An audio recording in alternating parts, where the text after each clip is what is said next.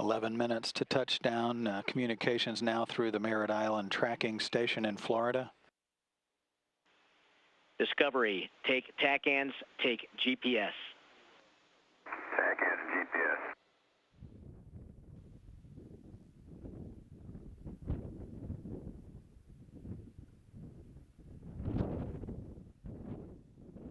Under 5 minutes from touchdown. Views of Discovery now as it approaches the Kennedy Space Center from the southwest. Altitude 55,000 feet, range to the landing site 68 miles. Or 32 miles. Altitude again down to almost 50,000 feet. The sync rate is about 260 feet per second.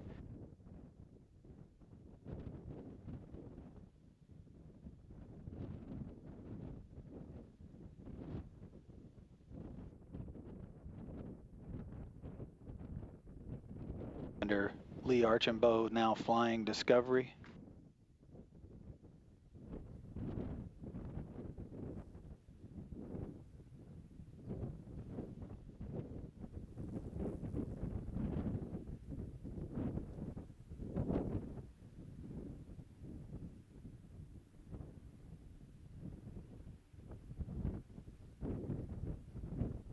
Approaching the imaginary heading alignment cone or cylinder as he begins a 260-degree turn.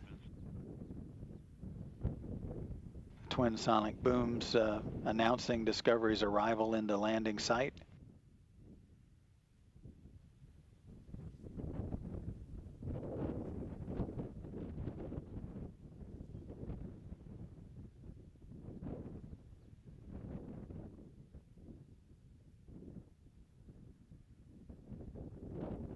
Tony Antonelli, the pilot of the vehicle, now taking his turn for a few seconds, flying Discovery around the heading alignment circle.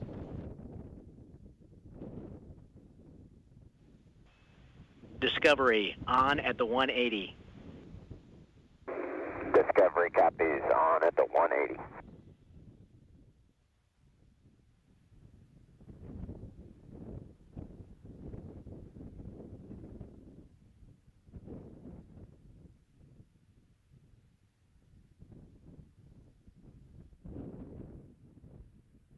Pilot Tony Antonelli now handing the stick back to Commander Lee Archambault, who now has control of Discovery for the remainder of the flight. Discovery, on at the 90. On at the 90. 19,000 feet in altitude, range 11 miles from the runway.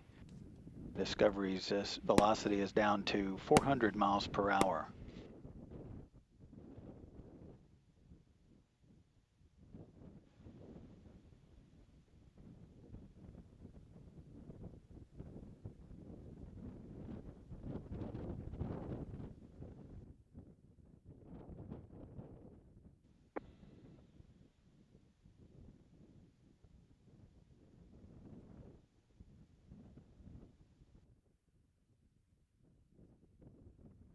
Discovery is on and on. Copy, on and on.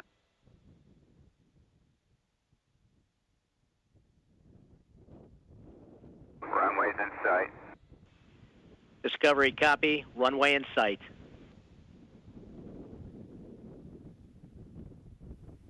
About 1 minute to touchdown. Altitude 5,800 feet.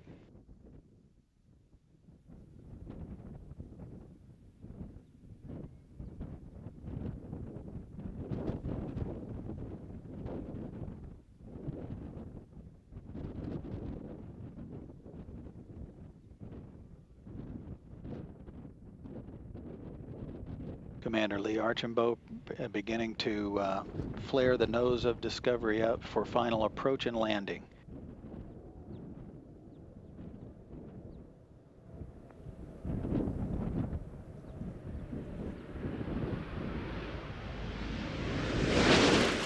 Main landing gear is down.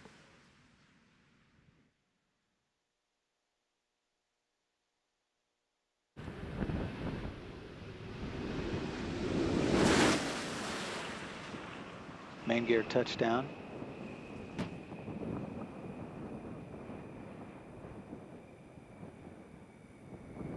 And nose gear touchdown. Space Shuttle Discovery is rolling out on runway 15 at the Kennedy Space Center, completing 202 orbits of the Earth, while traveling 5,304,000 miles. This landing marks the 70th shuttle mission to end at KSC. Discovery spent 8 days docked to the International Space Station, leaving behind the first Japanese long-duration crew member and also leaving it more power capability, setting the stage for an increase to 6-person crew in late May. Sandy Magnus, mission specialist, now aboard Discovery, home after 134 days in space, 129 of those aboard the International Space Station. Discovery is completing the 36th voyage of its life and the 125th Space Shuttle mission in the history of the program.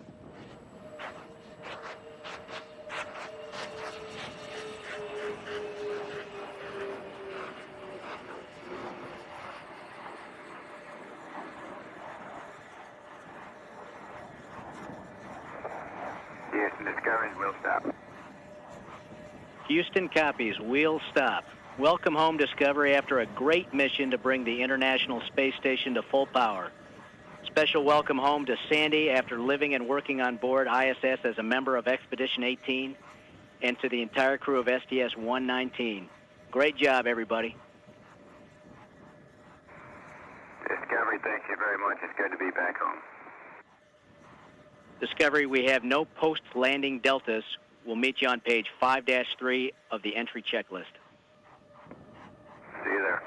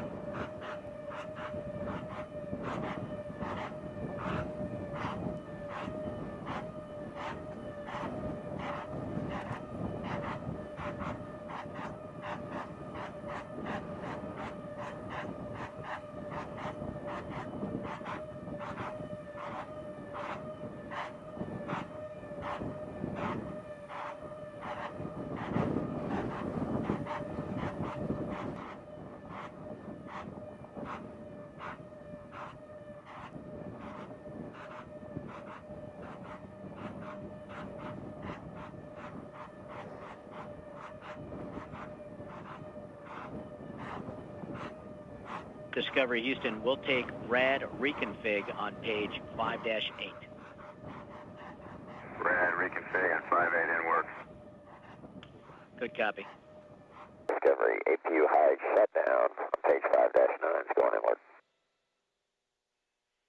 Discovery, we're ready for APU hide shutdown. And Discovery, we are go for extended power up. Discovery, go for extended power up.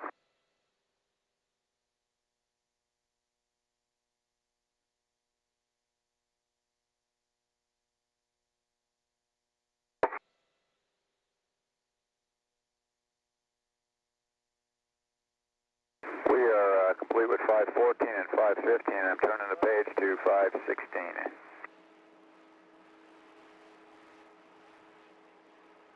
This is Mission Control Houston. Post-landing activities still ongoing, even while we were enjoying the various replays of Discovery.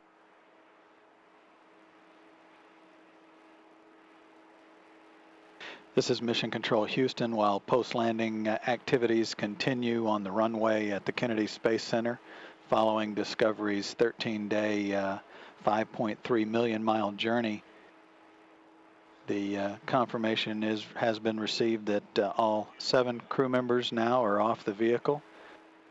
Lee Archambault, Tony Antonelli, Steve Swanson, Joe Acaba, Ricky Arnold, John Phillips, and returning expedition crew member from the space station, Sandy Magnus, after 134 days in space, are all off the vehicle in the crew transport vehicle. They'll be going through some routine medical checkups. The vehicle will back away from the orbiter, and then some of the crew members will when the opportunity arises, we'll take a walk around the vehicle, a traditional walk around the orbiter on the runway. Discovery's mission ended at 3:13 this afternoon Eastern Time, with a landing on runway 15, completing Discovery's mission. Here at NASA's Kennedy Space Center, Space Shuttle Discovery is on Shuttle Landing Facility runway 15 after 12 days, 19 hours, 30 minutes, and 15 seconds in space. The astronauts performed 3 spacewalks while at the station and delivered a 4th and final set of solar array wings and the S6 truss. The mission also took up the replacement unit for a system that converts urine to drinking water and delivered the first Japan Aerospace Exploration Agency's resident station crew member. The return flight brought home astronaut Sandy Magnus after 129 days in orbit. The 7 astronauts have now moved from Shuttle Discovery into the crew transport vehicle, or what's called a people mover, while a convoy of more than 30 specially designed vehicles and a team of about 135 trained personnel conduct the recovery operations. With me today to discuss these operations is Mike Kuda, the manager of Integrated Landing Operations for the United Space Alliance. Mike, thanks for joining us. Well, thanks for having me. It's a pleasure being here. Could you give me a little bit about what's going on down there at the shuttle landing facility and what these operations are? Okay. Currently we're working the OMI, the Operation Maintenance Instruction Procedure, which is Su-28, that performs all the post-landing convoy operations on the runway. In the forward portion of the orbiter, you can see to the left of the screen, we have the flight crew destow vehicle that will mate up to the white room vehicle, which is currently being blocked right now by the crew transport vehicle. As you mentioned earlier, crew egress is now complete. Once the CTV backs away, the flight crew equipment vehicle and payload destow folks will go into the crew module and start removing some of the time-critical payload destows.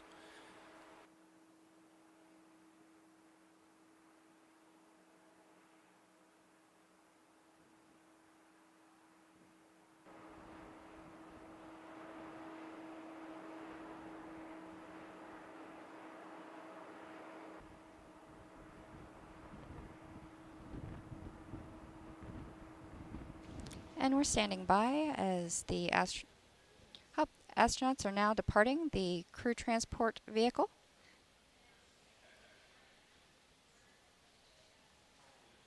So, being greeted by Associate Administrator Chris Scalise, the NASA Acting Administrator Chris Scalise, Associate Administrator for Space Operations Bill Gerstenmaier, Deputy Program Manager for the Shuttle Program, Leroy Kane, Deputy Center Director for Kennedy Space Center, Janet Petro, Shuttle Launch Director, Mike Leinbach,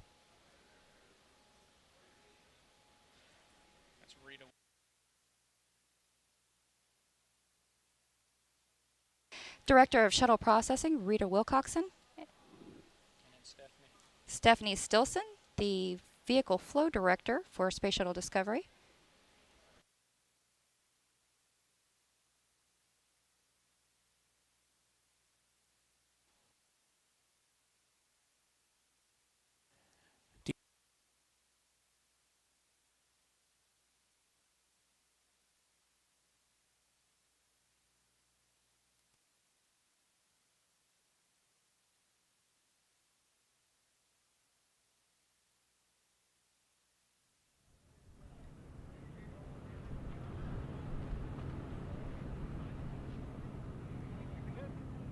Hi, I'm Lee Archibald from the STS-119 crew, and we're very happy to be back here in Florida.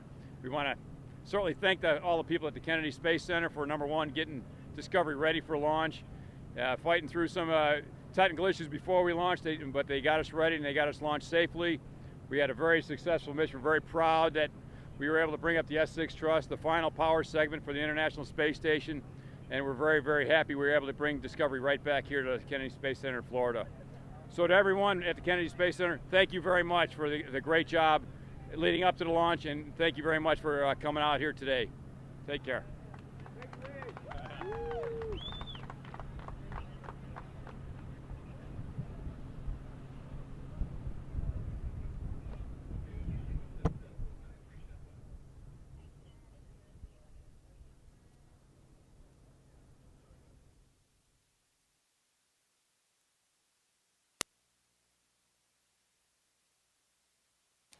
the crew of Space Shuttle Discovery's STS-119 mission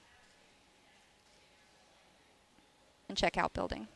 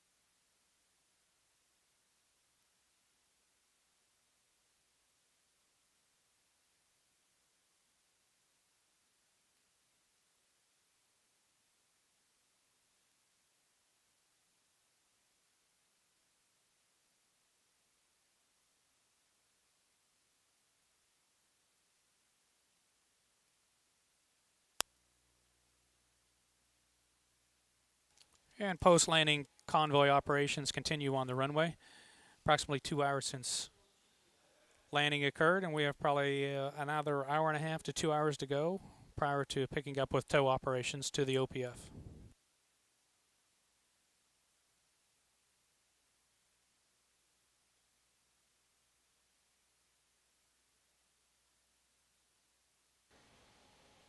And as you can see, the astronauts are now departing the shuttle landing facility.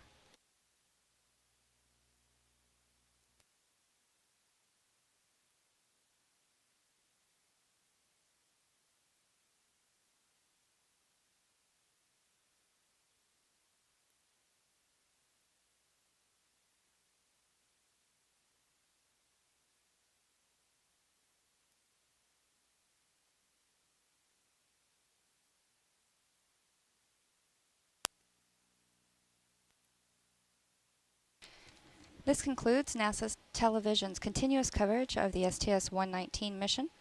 We expect to have a crew news conference with Discovery's astronauts about 5 or so hours past landing time. Please join us at no earlier than 5:30 p.m. Eastern for the post-landing news conference. Again, welcome home, Discovery.